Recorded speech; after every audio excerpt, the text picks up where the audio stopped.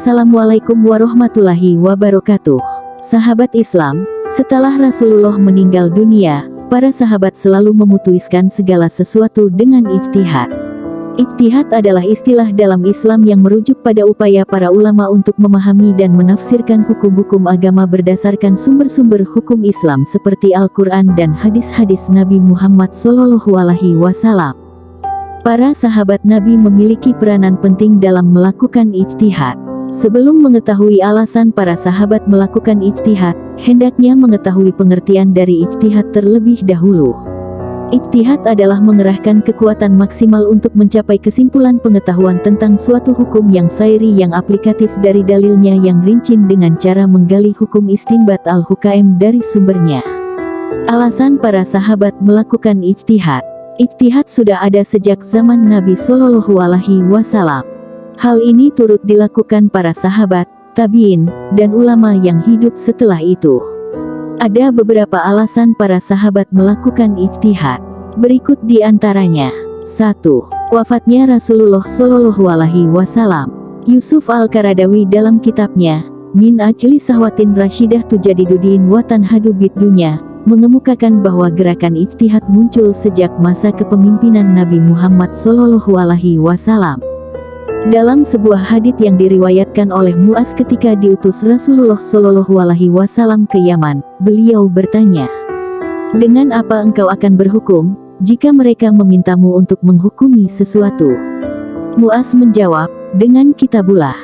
Jika dalam Al-Quran tidak ada, dengan sunnah Rasulullah SAW.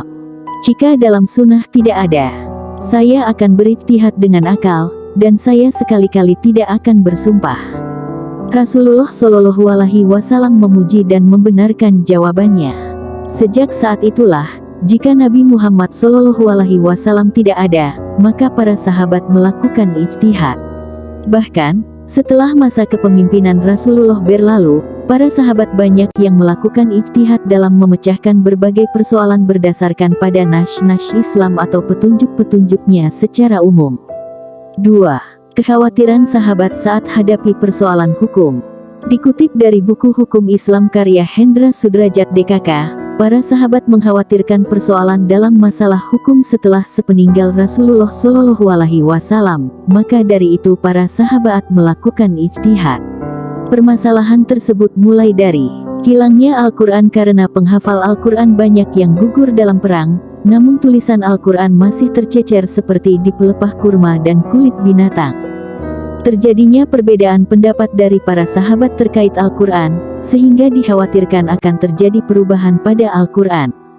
Terjadinya pembohongan terhadap sunnah Rasulullah SAW. Umat Islam keluar dari garis hukum Islam, mengalami perubahan kehidupan yang perlu solusi terhadap syariah. Secara garis besar, alasan para sahabat melakukan ijtihad adalah untuk memecahkan suatu permasalahan yang dihadapi masyarakat muslim jika dalam Al-Quran dan hadits tidak terdapat sumber hukumnya. Langkah para sahabat dalam ijtihad. Masih mengutip dari sumber buku yang sama, di antara beberapa langkah yang ditempuh para sahabat untuk berijtihad, seperti yang dilakukan Abu Bakar As-Siddiq dan Umar bin Khattab, yaitu mencari ketentuan hukumnya dalam Al-Quran. Jika ketentuan hukumnya dalam Al-Quran tidak ditemukan, maka mencari hukumnya dalam sunnah. Jika ketentuan hukumnya dalam sunnah tidak ditemukan, maka bertanya kepada sahabat lainnya, apakah masalah tersebut telah diselesaikan oleh Rasulullah SAW pada zamannya. Jika sahabat memberikan keterangan bahwa Rasulullah belum memutuskan permasalahan tersebut, maka akan diadakan musyawarah dengan para pembesar sahabat untuk menyelesaikan permasalahan yang terjadi. Terdapat ijtihad secara pribadi oleh beberapa sahabat. Biasanya sahabat yang melakukan merupakan pemimpin di berbagai wilayah dan tidak memungkinkan untuk melakukan musyawarah dengan sahabat yang lain.